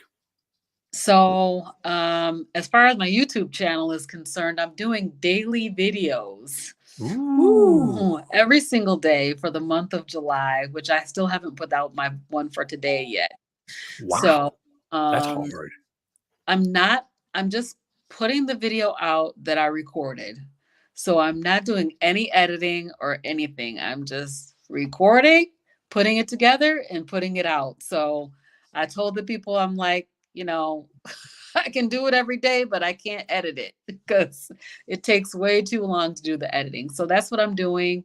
Um, I think I have a live stream next Saturday. Well, meeting Monday with the Fierce Felines, of course, which is Monday night at 7 o'clock p.m. So we'll be there. This week, we're going to be talking about 15 pitfalls to avoid on the carnivore diet on Monday night. And then on Saturday, I'm going to be interviewing somebody. I got to figure out who it is, but I'll be interviewing somebody on Saturday afternoon, 5:30 in the evening. That's awesome. Brett, I think, had to restart. He got pulled. Mm, Well, I know that doing a video every day. So last year I did another channel. I did the daily Bible, a daily Bible, and nice. I made a commitment to read the assignment, record it, and Mm, post it to YouTube. So the 1 year Bible, chronological NIV 1 year Bible, I did every day. So when wow. we were on vacation, and the wife, she was a little bit sniffed, but Yeah. when I went to go see my dad, I said, Dad, I gotta go backyard, I gotta record. When I did something, I'm at a hotel, well, no matter what I did it every day. I started, I want to say maybe on the 8th of January. And I Mm-hmm. did it every day. And then I had these people like, you gonna do it again this year? You gonna do it again? No, no. No. I mean, I'll read every day, but I'm not gonna post and edit. No, that was a little I harsh. think the editing editing is crazy. So I just said, you know what? I'll put it out, but I'm not going to edit it. It's going to be whatever I recorded with all of its flubs and everything. That's what you Good guys. for you. That is good for you. I salute you, because that's why I like doing this live open mic night type thing. I don't Mhm. have to do anything. Now, I did put out a video because I had a rescue this week. Did you see my rescue video? I haven't seen it yet. I'm What you sorry. talking about? I'm Okay. sorry. The other morning, uh, the wife tells me the next door neighbor dogs are out again. So they have the 2 huskies and 3 puppies. and they are professional escape artists, and they're running the neighborhood. My dogs, they lose their minds, and they go to the back fence, and they have fence anxiety. And I paid $1,700 to get one of my dog teeth removed. Right. So when the dogs are out, we bring them in so we don't have to go through that. Right. Hour and a half later, dogs want to go back out. We have a little doggy door. We let them in and out, And I said, she said, hey, you think we could let them out? I said, sure, let them out. But what about the dogs? I said, well, I'll watch. And if they have an issue, I'll go out there and take care of it. We let them out. They had an issue. I had to go out there, had to take care of it. As I'm bringing the dogs in, I had to rascal that one in. When I brought them in, I heard dogs barking in the distance, and one of them was under significant distress. Ooh. And I've got a ditch in my back, and then farm fields, and then we have a coyote problem. So I was like, and we've had coyotes snatch people's dogs. And so I said, okay, hon, one of the dogs has got a problem. I'm gonna go out there, get dressed, get my gear. I'm gonna get a gun. I'll get a this and get a that. And I said, no, I'm gonna leave the gun here because I might shoot myself, and I'm not gonna shoot a dog. And I went out there with a long walking stick, and one of the dogs came running towards me a little bit, and then it stopped and barked at me. I was like, what's up? And I'm talking all gentle to the dog, what's up? And then I kept going, and it turned and ran away. So like a little game. About 3 of these inner things, and I go, the dog is leading me. It's like something straight out of Lassie. Wow. So this dog was barking, but the one that was in distress was whimpering and whining. I was like, oh no, the dog fell down in the ditch and broke a leg or got impaled on a stick. Yeah. So I get down there and I see the dog, and I grab my camera, got some footage, and so the dog had gone up an embankment, and it was real steep. Didn't know that if it just climbed 5 feet further, it had crested the hill and be in another farm field. And it was looking down, and the other one came to get me. So, or it actually came to get any human. Yeah. And I'm sure in their interplay of barking, it was like, hey, don't worry about it. I got it. Someone coming. Don't worry. Who'd you get? The big guy. Oh, man, not him. Because she wasn't so sure I was the brightest bulb in the pack. So anyhow, I get there. I call my wife, so she stayed at the house. She said, you want me to go with you? No, stay at the house. And because I don't know what you're going to see. And, if I need you to do something, I don't want you to have to go to the house and come back, back and forth. So she actually went across the street. She got the neighbors. The man, Mr. Tim, he comes out with a daughter. Another one was loose. They got that one up. They came, and the red one was laying in the water, cool as a cucumber, letting a little bit of water in the ditch run over her paws. The other one was whimpering, but I kept them right there. And I said, I'm not going to move anymore. I didn't want to freak them out. You know what I mean? I didn't want to stress them out. Mm-hmm. Dad came, he got down there and got the dog, and I helped him get out. We all got out and walked away. It was all happy. So we rescued the puppy. We rescued the puppies. And I made a video about it. I had some video, and I got some pictures, and it was just like, I've seen these videos on YouTube, where a moose or a deer or, save the baby, and I've never been a part of it. And I got to be a part of it this week. So that was pretty doggone. And then what was really amazing is one dog named Pearl. Pearl was the one who was stranded. Okay. The other dog's name was Sunday. All right. He was cinnamon brown colored, husky with white. And it's amazing that on the 4th of July, Sunday saved her sister Pearl. Oh. There's a metaphor in there. If you look hard enough, you peel back the layers, you know what I mean? And it was pretty cool to be a part of that. And I was able, so I made that video. But just like you said, Robin, when you try to make a video every day and you try to think of a topic and then you get into editing, I don't do much in the way of editing. I'll take out a couple ums maybe, but you're going to just get it. If you want professionalism, go to the guys who make $1 million a month. Right. Exactly. And I'm wondering why I'm hemorrhaging viewers. I got 500. I had 520. I had 520 finally, but I think I'm down to 518 or 519 now. But I can't. But who up and down all the time? It's like who leaves? Who leaves? What does it cost you? Yeah. Well, I tell you the ones that leave. Do you either one of you have a Facebook account for your carnivore account? I Mhm. do. Mm-hmm. The freaks come out. Have you noticed that? Freaks are on Facebook. I'm like, come on. All you got pictures of is you and caviar and $400,000 cars. You want to be on my carnivore channel? Sure. No. Goodbye. Right? I'm like, come on. They just see a big fat beat head, and I'm amazed by the people go, I'll be your friend. I'll be your friend. I'll be your friend. I'll be your friend. But Yeah. no, you got to be like 5'2" and look like a troll and have pictures of your family, and I'm all about you. You know what I mean? But so you just know you're getting into something deep sometimes. But so I got my Carnivore Scott Facebook page, and I'm like, oh really? Seriously? You want to be my friend? I don't think my family's going to approve of this. Delete. Delete. That's right. All right, I'm guys, sure I I get gotta deleted. run because I got my grandkids upstairs, and I brought them in, and then I came down. So I'm gonna go Oh, okay. see about them. I appreciate you. Yeah, I appreciate you guys, both of y'all. I appreciate y'all very much. I'll see you All soon. right. Yes. Always a pleasure, Robin. Always All a right. pleasure. Bye, guys. Bye. Bye. So how about you? What you got? I know you got your big meetup coming and you're planning, but what else are you doing? Well, I'm getting ready to make a video about it. After the Hack Your Health and meeting, Bella from the Steak and Butter Gang, Hmm? Steak and Butter Gal, and all the coaches, I joined the Steak and Butter Gang. Right. I Started heard you. doing that about a month ago. So that's been new. I joined a gym in my second week of working out and lifting weights and trying to, get some of my strength back. I feel like I've lost probably over the last 10 years. I've lost quite a bit of strength. Yeah, that'll happen. Yeah. So just want to try to, get some of my strength back and yeah, I got meetups coming. Um, things are looking good in the carnivore world. Things are going along just fine.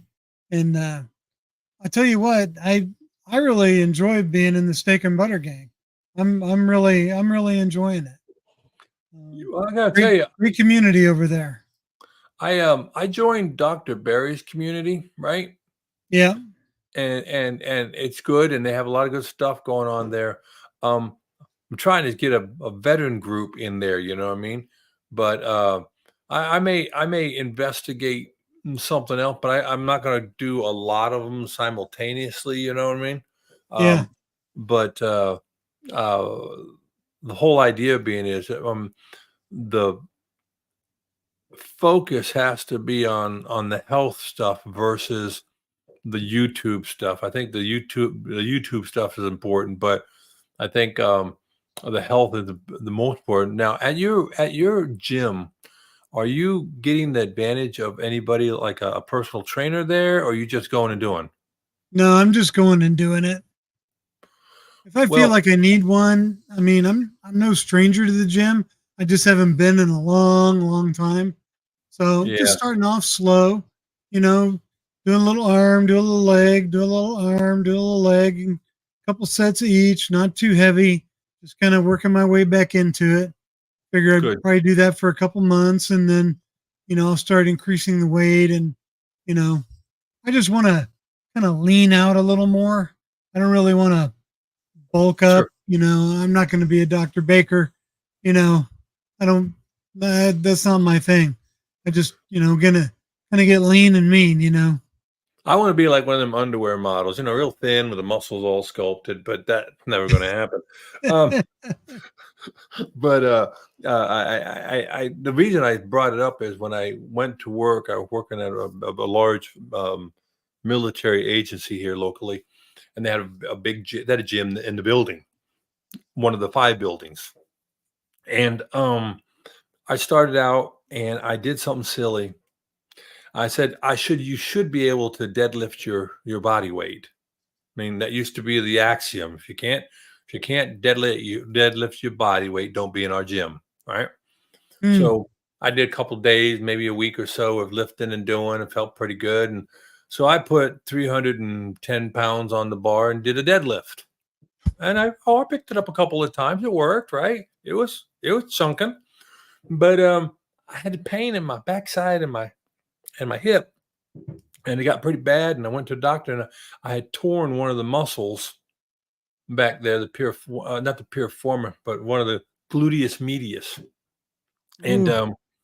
and so the idea there being is, I found out. I said, "Well, why did I hurt like that, doc? I mean, come on, And he's like, you're 60 years old, or almost 60 years old at this time, and what happens is your muscles will be much stronger than your tendons. So you really have to are you seriously putting 15-pound dumbbells in my arms, in my hands? 15 pounds? I should throw it at you, right? But it's the idea of you got to work and get the tendons and the ligaments and the joints Mhm. ready for the muscles will fire up and do what they need to do, irrespective of the stability of your joint. And then you end up all broken. And I see CB Carmack down here making a comment about Dr. Beast Baker. I've been watching his videos where he's doing plyometrics and pushing the sled and doing 420 pounds for 20 lifts. I'm like, all right, dude, seriously. But I mean, he holds world records, doesn't he, for sprint rowing? For rowing, I think. Yeah. So, yeah, I guess Yeah, you I do think maybe being carnivore the last year, I'm sure, my joints are better than they have been in a long time. But yeah, I mean, it's a lot easier to get over a strained muscle than a damaged ligament or a tendon. Yep, They yep, yep. heal a lot slower Yes, they do. than muscles do. So yeah, I'm taking it easy. I'm not Good. overdoing it. So I want to try sprinting. I just want to do sprinting, right? But what I need to do is because Dr. Sean Omar talks about sprinting, and I got to thinking about it. I remember when I was in the military 20 years ago, I used to get away with a really poor. You know how they say you can't out exercise a bad diet? yeah, Well, I don't know. I was able to stay in military regs, um, albeit not great, but I stayed there. But I played full court pickup basketball every day at lunch for 90 minutes almost. That's a lot of sprinting up and down the court, right? yep. And so I that's what I really want to try to incorporate, but I don't think I can start it at 290 pounds. I think the jiggling, I'd have to get a bra and a girdle because I'm just not gonna do it. I mean, I'm sorry to put that image in your head, but Get the man's ear. well, moobs. I think that's what Todd calls them, moobs. Yeah, moobs. Yeah, Yeah. not pretty. But I think the idea being though is I've noticed now I've been on about 120 days now this go round about 120 days, and this is where I'll fall off. If I'm going to fall off, this is where I'll fall off because this is where I fell off last time. And I got to be honest, I've noticed it's funny. I put a suit coat on today. I had to go to a funeral, and when I put this coat on, I noticed that the belly wasn't overly large. When I went to a funeral back in uh, December, I couldn't barely button it, right? And I can move it over, so the belly's coming down a bit. But what I really noticed is my upper chest area has really lost a lot of body fat, and my legs. My wife says, "Wow, your legs, you have knees." I was like, "Thanks." But so I think from the extremities, so from the top and from the bottom, and all this extra visceral fat, it's just going to take a year, and then Yeah. maybe I'll graduate to a dad bod in a year. Hey, I'll take it. I'll be 62 next month. I'll take a dad bod. Yeah. I have a master's in dad bod. So yeah, I'd like to do sprints, but I've never been much of a runner. But I do really enjoy swimming. I was on the swim team in high school, and and the gym that I joined, they have a pool for lap swimming. So I'm gonna try getting back in the pool and doing some swimming. I've always been a really strong swimmer, so Well, even now I'm like I've always felt very very comfortable in the water. So I'm gonna try doing some. They have clocks like on both ends with timers, mhm, so you can sprint to one end and then watch for 30 seconds or a minute or whatever to get your breath, and then right. sprint to the other end and then wait and sprint back and get to doing some of that. I think that would be as much of a hit exercise Mhm. as running sprints. Now, I used to also like to play racquetball, and that's a lot of Oh yeah, sprinting, me too. especially when Yeah. you're not good. When you're good, you don't move at all. You make the other guy move. But when you're not good, you're going all over. So I like playing basketball. I like doing racquetball. I'm not a big fan of just running for the sake of running. So I think what I'll do is I'll just have to find some ways to do it. And then I had a video out recently where I was doing some fire suitcase carries with a bucket, so I didn't have to use any. I mean, fill the bucket with water. You can walk, 20 yards or 10 or 15 yards with it. You know what I mean? That's a great little exercise too. So They call that farmer lifting, farmer carry. Thank you. farmer carries. Yeah. Or suitcase. We call it suitcase carry or the farmer carrier, and that's really good for almost everything, right? Between that and squats and pull ups, I mean, and some planks. And I'm fighting the urge to join a gym, because I spend money, I don't go often enough, and I find excuses to not do it, right? And I said, then Yeah. don't I've joined the gym twice and dropped out because I was like, it's $40 a month. Okay, I can do it. But I do it for the social part, and I gotta not let that be the purpose, so to speak. Yeah. I've got weights and a curl bar right over there, but I never use them. And now that I figured if I join the gym, I'll go and I'll actually Mhm. do it. You know, Cool. and they were running a special for $25 a month, and no startup fee or anything. So what the heck? Heck yeah. Hey, Lisa, we do have a saltwater pool here and everything, but due to financial constriction or restriction or constriction, when we built the pool, we had like a 32-foot pool put in, and for my wife, that's plenty enough exercise. But for me, that's not enough because I can when I reach up, I can touch 8 feet. I can grab a bottom of a basketball net. I got the really long orangutan arms, so push off the wall and 6 strokes, and I'm across the pool. That's not much of Yeah. but I put a 20-pound last year. I was putting my 20-pound vest on, and so what I do is I swim the length of the pool on one breath. Going 32 feet on one breath with 20 pounds of sand on your back, that's a workout. So I'm gonna get back to, in other words, if I can't go long enough to get a sprint, to get that exercise, I can go heavy enough, right? And with your dumbbell set, or with you, do you have like a dumbbells or is it plates?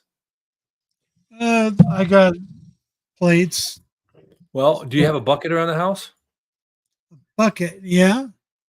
Well, put the plate in a bucket and walk up and down your driveway, holding yourself right and sucking your gut in, doing that farmer carry, and you'll work all the upper body, all your core, your stabilizers, your hip Hmm. flexors, your legs. So that's what I did. I just put my dumbbells in a bucket and carried them. So I mean, but you go to the gym anyway, so you flipping tires and climbing ropes, you're doing that ninja stuff probably, right? No, I'm just using the machines, taking it easy. There you But go. yeah, Yeah. I saw Rick's comment. Yeah, for Rick, yes, chasing iguanas counts as sprinting. They can be fast little buggers. Well, I think Rick probably just reaches up in the tree and pulls them out, or he shakes the tree and then go collect little coconuts on the ground. You know what I mean? Rick's a Rick's a tall fella and strong fella, so yeah. So yeah, amazing walk in the. Oh, hey, Lucia, how are you? Good to see you. Been a minute since I've seen you. I hope you're doing well. By the way, how did 4th of July go for all y'all? Did anybody do fireworks? I still have 9.5 digits. I didn't do any digits. I didn't do anything. Yeah, we went to a couple shows. Took the kids to a show on the 4th, and then we went to one last night too. There, church had one, so we went to that one and just let the kids do some shower fountain things and Right. nothing big. But So no one tried to hold one in their mouth and light it or anything like that? no craziness. No craziness. I tell you, we watched We it had in beautiful front of weather for it too. Beautiful weather. Yeah. We watched it out front, and so my wife loves fireworks, and I like them too. Trust me, I used to spend a bunch of money and do it. And of course, in the military, we got really big fireworks, so those were always cool. But Yeah. I mean, if you want a firework that'll move you, be in a 155 or something like that when that's off, you'll feel it. But I used to love it. Good But Ma anymore, Deuce. then we started going to watch them, and we go to places like St. Louis puts on an awesome one at the Arch, right? They'll do it for a couple nights. They do it off of barges, and it's beautiful. But then eventually, I got tired of. Well, we went there. We were there all day. Got hot. Spent a bunch of money, and then had to be around a bunch of people. I'm not really big on that. And then we had to get in our cars and then drive home for 3 hours. That's normally a 20-minute drive. Oh, And I stopped doing that. Hey, Carnivore Kip, how you doing, brother? Good to see you here. yeah, I saw Kip jumped in. Yeah, we just went out on the porch, watched the ones with all the neighbors. See, where I live here in Huntsville, if you can't help but hit if you swing a rope, you'll hit 10 engineers. You know what I mean? Here, rocket scientists. Oh yeah. A bunch of them, so they get paid well. So we just watch them do their private ones until the mosquitoes start eating us, and then back in the house. Oh, Troy put one on you in Mexico. Quiet there. Okay, cool. Kip, Todd you've been. Bachner How about you drilled? Huh? Todd Bachner put on a big fireworks show at his place and did a video on it. He actually sells fireworks as like a little side business. Mm-hmm. Montana allows it for a certain amount of weeks during the year, and then they said they do like a big party and a huge fireworks show, and he had it on his channel. You could see it pretty well. Look, but yeah, I would have been able to love to go to Bozeman, Montana, and see his show. Yeah, our church used to do one every year, and they get about they said anywhere from 18 to 22,000 people would show up for it here in North Alabama. It's a big show, but they stopped doing that, and I'm glad because I didn't want to have to work that because pretty much always hot and muggy and lots of mosquitoes here. But yeah, I know that about the fireworks thing, and back when I was in office, I would get a really good deal on fireworks. I'd go to the local fireworks guy, and he was a local elected official, and I got a great deal on fireworks. Now I paid for them, but I think I got them maybe a little below cost. So I'd have like a wheelbarrow full of fireworks. But I always thought about getting like maybe a license to do fireworks. But the liability is too high. I said, nah, I'm not going to do that. What does Kip have here? My mama request. Oh, that's right. I saw your video on that, brother. Yeah, you smoked 2 of them. Like a 17-pound turkey, one of them, and one of them was a little bigger than you like. One you got 12-pound or 17-pound. Yeah, that's great. Smoked turkey's great. Probably for the last 3 or 4 Thanksgivings and Christmases, I've smoked a turkey on mine. But I spatchcock mine. Huh. If you don't know what that is, you basically you take shears while the turkey's still raw, and you cut the Oh, I spine do out of know. it, Yeah, and then you split the breast so they both lay out flat. right. And you put your seasonings on and do your injections and smoke it that way, and it makes just the most phenomenal turkey, better than any deep fried turkey I've ever had. Um, it's just awesome. The Kips look like they turned out perfect. They look great, really good. Yeah, I know my dad used to do a couple turkeys every year, and all that, and I think he ended up adding a little more smoke to it than I liked, but it was dad's thing, and you just went with it. You know what I mean? Hmm. But I just know that, and I have a smoker, and I was looking at it. I've been looking pretty hard at it for about the last 6 months. It's an electric smoker. It's a cabinet, and I pulled it Oh, apart when I moved here, and I haven't used it in probably. Well, I've lived here about 5 years, so about 5 years. Um, because it's just me and the wife. I'm not going to do a whole bunch. You know what I mean? And now I've got that Ninja grill. I mean, I'll be honest with you, I'm pretty lazy. I don't like being in the heat. my first smoker was one of those electric cabinet smokers, and it made surprisingly decent smoked meat. Um, there's no reason why you couldn't throw a couple steaks in there and smoke a couple steaks before you grill them. Maybe smoke them in that and then throw them on the Ninja grill and get the Ninja grill hot. Um, but yeah, saw Kip's comment there.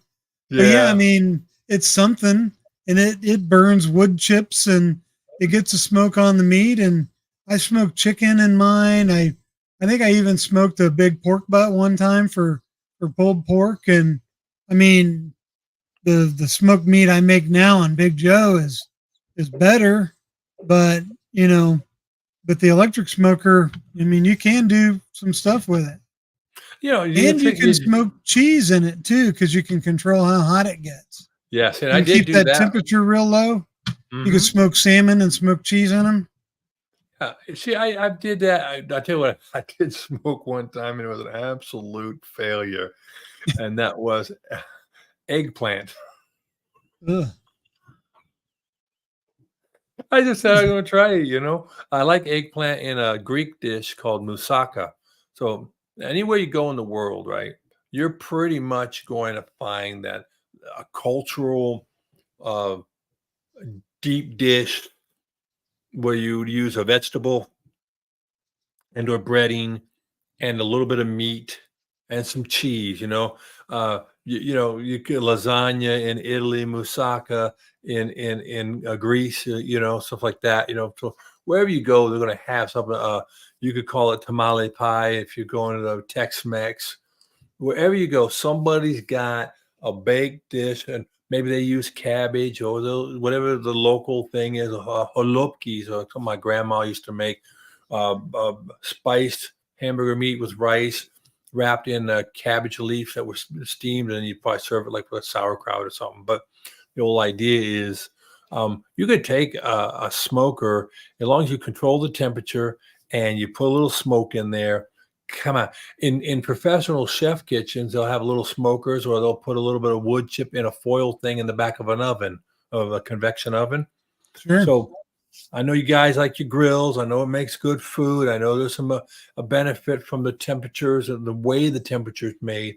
But when you're like a guy like me, I used to eat food out of a bag, MREs. Um, I'm not. I don't have a what do you call it? A discrete palate.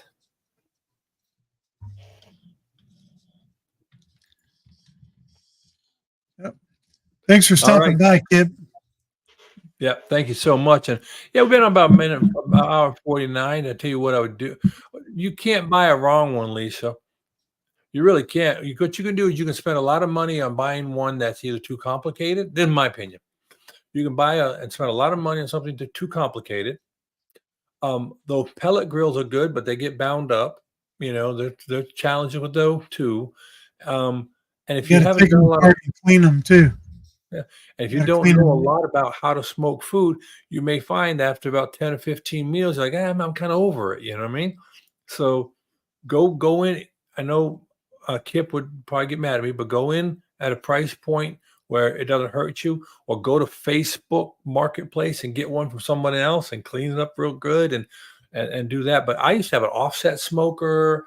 I've done a couple different ones. I liked it, but for the amount of meat I cooked and for the amount of things I do anymore, I'm good with the. I've got a Weber grill. I've got a griddle.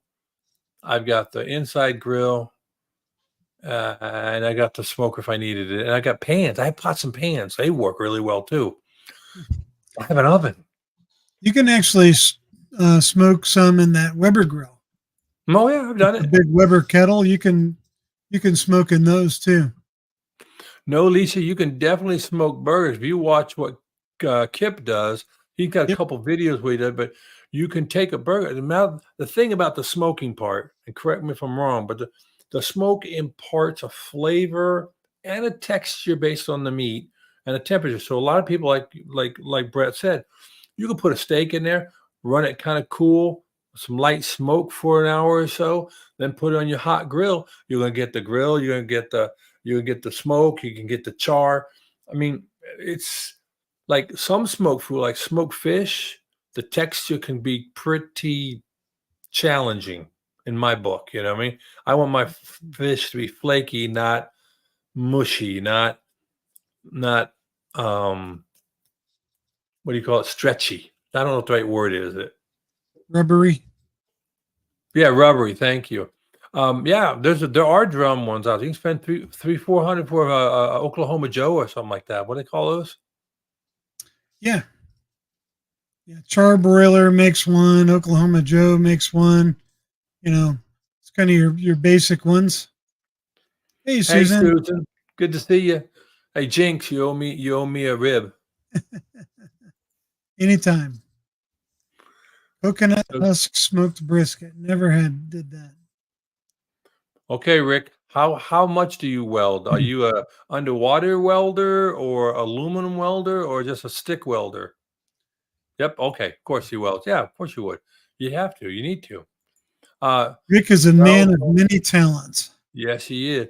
Now I do the casting of the metal. I like to every once in a while play around and smelt out aluminum cans and stuff like that. And I also do some silver smithing, so I melt and cast for rings and stuff like that. But it's a fun little hobby I have. Deep fried fish and tallow, yeah, that'd be really good. Yeah, welding in a junkyard of paradise. I agree. Oh, you stick MIG TIG, but never underwater. Okay, coolio. Johnny's in here. Are you coming to the meetup in Charlotte next month? Oh, that'd be a nice one to go to. Yeah, there's one in Charlotte. Are you, Johnny, you talking about the one September 21st? Kelly Hogan is having a meetup there Oh, in Charlotte. I bet you that Or gets no, well she's attended. gonna be there. I don't know if it's actually her meetup. I saw it, I think on Facebook. Um, but yeah, she's gonna be there in Charlotte, September 21st.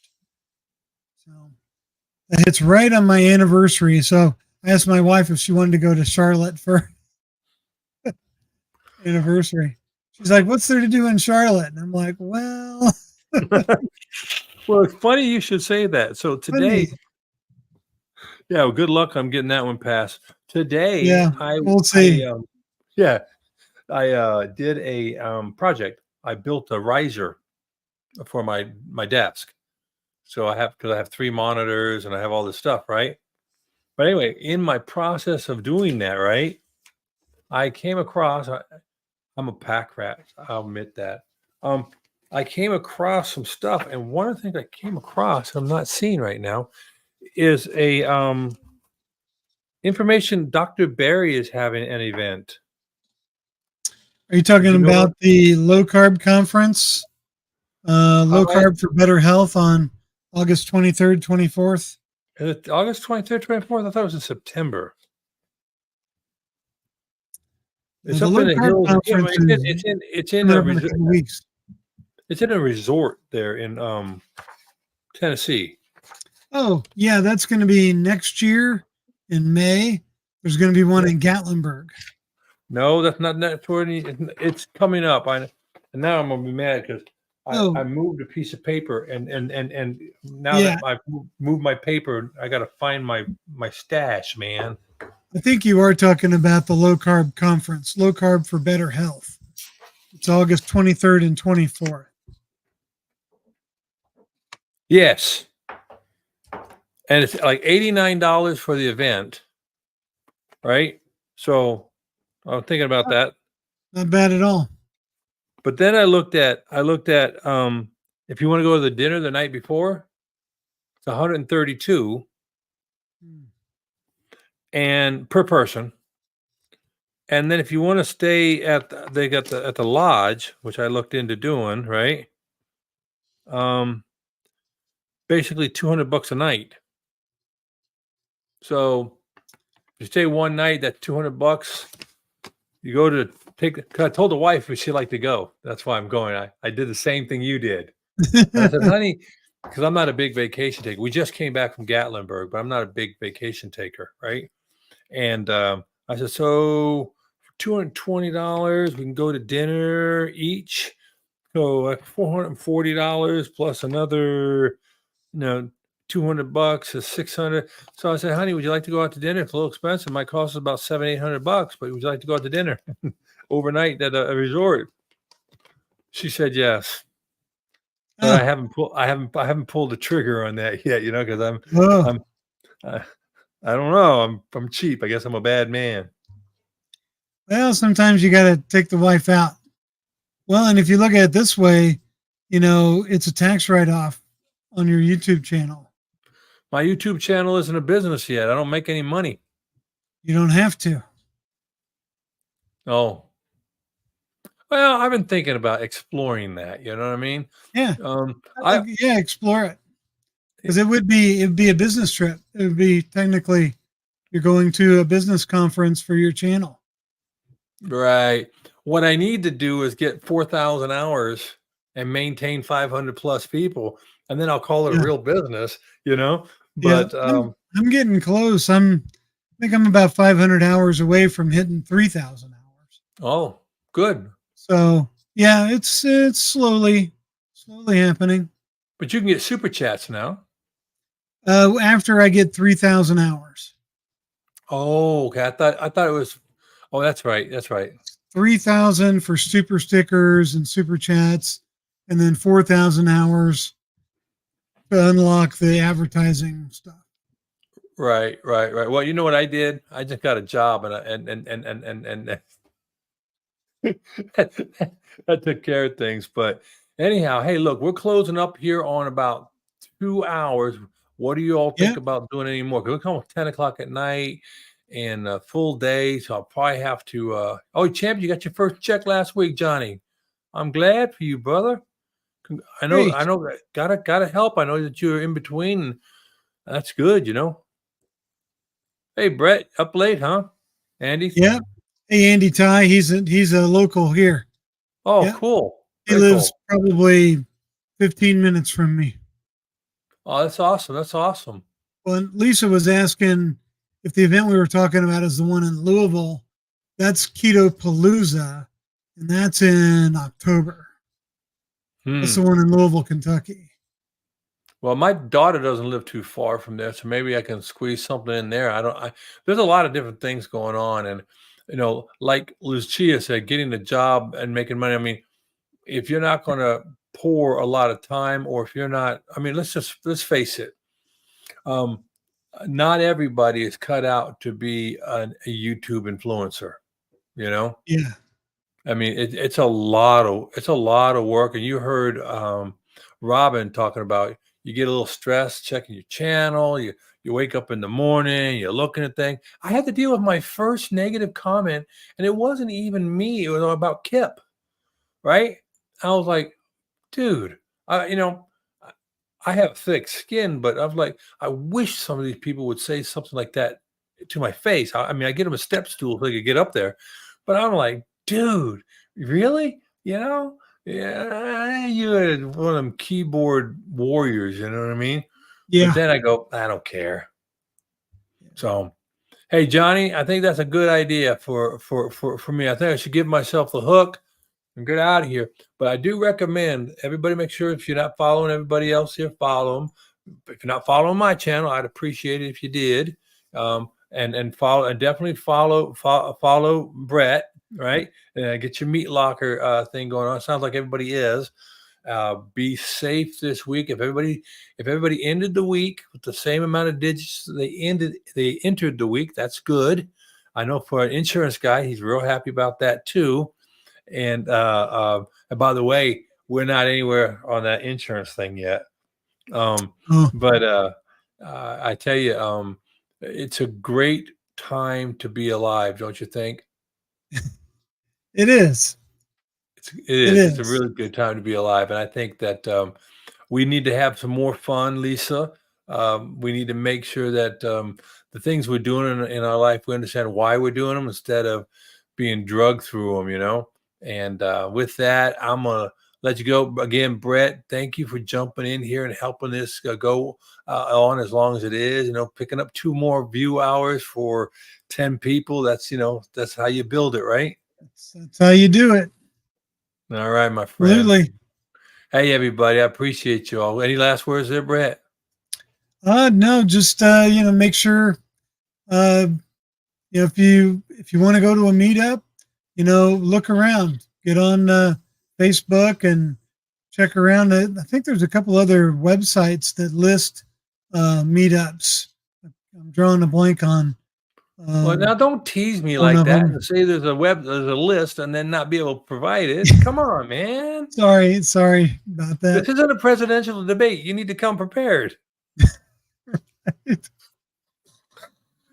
So, but all that being said, that would be good. I know that people have talked about having some type of repository that we could get to find out. That'd be great. But I appreciate you, buddy. Find carnivores near you and get together and have meals and meetups and make plans and do things and maybe make a friend. Make a friend. You'll be glad you did. All right, now you take care of yourself. All right, buddy. Prayers and blessings for all y'all. We're out. Yeah. Bye. Take it easy.